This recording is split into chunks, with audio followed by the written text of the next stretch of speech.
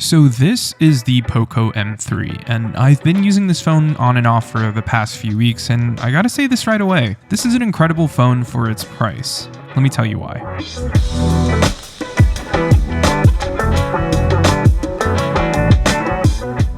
For starters, let's talk about its specs. So this is using Qualcomm's Snapdragon 662 processor, which I'm not going to lie to you guys, it's pretty slow, but it will get you through your basic phone needs. Now this also packs 64 gigs or 128 gigs of storage paired with 4 gigs of RAM, which is fine for everyday use, but don't expect your apps to load as quickly when switching between them. Now this phone also packs a whopping 6,000 mAh battery that's capable of charging up to 18 watts via the included charger, a 48 megapixel main camera, a 2 megapixel macro, a 2 megapixel depth sensor for portrait mode, as well as an 8 megapixel front facing camera. Now the display is an IPS LCD, which doesn't produce the most accurate colors nor the brightest screen, but it is a full HD plus screen, which is more than enough for people who are shopping for a super budget device. So let's talk about that display first. Now, like I said earlier, it's a full HD plus screen, and since it's an LCD panel, you won't really get the blackest blacks nor super rich colors, but it is more than fine for watching YouTube videos.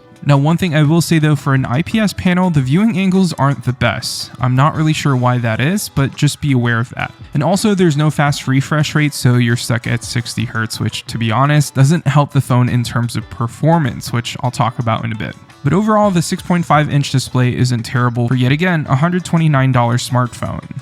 Now, out of the box, this phone is running MIUI 12, which is based off of Android 10, and paired with the Poco Launcher 2, the software experience on the Poco M3 has been very enjoyable. It has all the Google apps pre-installed too, which is great, and you can download apps and games from the Play Store just fine. I know a lot of Chinese manufacturers don't include those because of some weird rules here in North America, but the skin and overall appearance is a lot lighter than most OEM skins nowadays, and I really think Poco did a great job on the software front. There wasn't a whole lot of unnecessary software features that are gimmicky, and overall gives you a more friendly user experience. Now, when it comes to its performance and day-to-day usage, I think that the Snapdragon 662 processor paired with 4 gigs of RAM is mediocre at best. Now, I've been using the OnePlus 8 Pro and iPhone 12 regularly, and obviously those two phones have been very good to me and haven't noticed any slowdowns yet.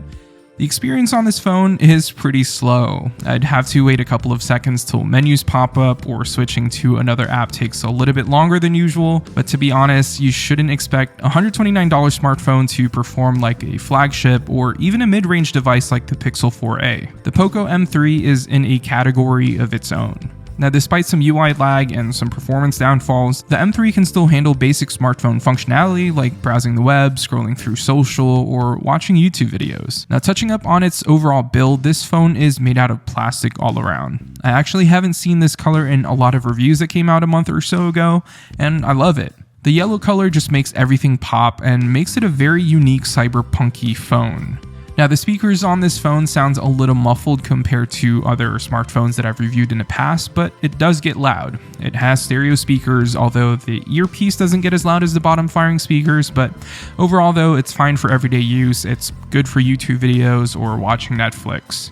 Now, even though this phone is made out of plastic, it doesn't feel fragile or flimsy at all. It still weighs a significant amount, which is probably because of the battery that's inside the phone, which is a 6,000 mAh battery.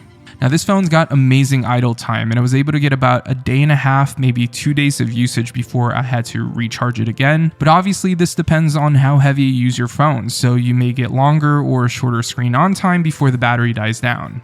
Now, the phone can charge back up to 100% in about 2 hours and 15, which again, not bad for a phone at this price point. Now, the main camera on the back is decent in good lighting. Out of the camera, the M3 takes a 12 megapixel photo, but it is capable of shooting up to 48 megapixels. You don't have an ultra-wide camera nor a telephoto lens, just a 2 megapixel macro and a 2 megapixel depth sensor. But the photos that I got out of this phone are pretty good. Shots are clear, sharp, and contrasty, although some shots were a little bit too saturated or it would shift the hue to a different color, but overall it's decent for what you're paying for. In terms of low light situation, don't even bother. It's not worth taking photos at night. Plus, with the processor and amount of RAM on this phone, the overall camera experience is a little too slow for my liking, but it will get the job done eventually. Processing photos after taking a shot also takes a few seconds as well, but that's pretty much the entire experience on this phone.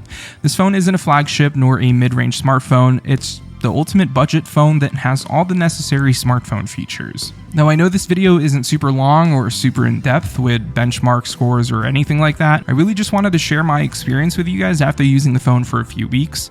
Now, is the phone worth it? Yeah, sure. It really depends on what you're looking for. It's a great purchase as a burner, a secondary phone if you're traveling internationally, obviously once everything is back to normal, and it might even be a solid phone for kids. Now, if you really add everything together, not just the subpar performance, but add the amazing battery life, decent camera, price tag, and pretty good software experience, it's hard not to recommend this phone. So yeah, if you enjoyed this video, let me know by subscribing and turning on that bell notification, and I promise more smartphone videos to come in the coming weeks.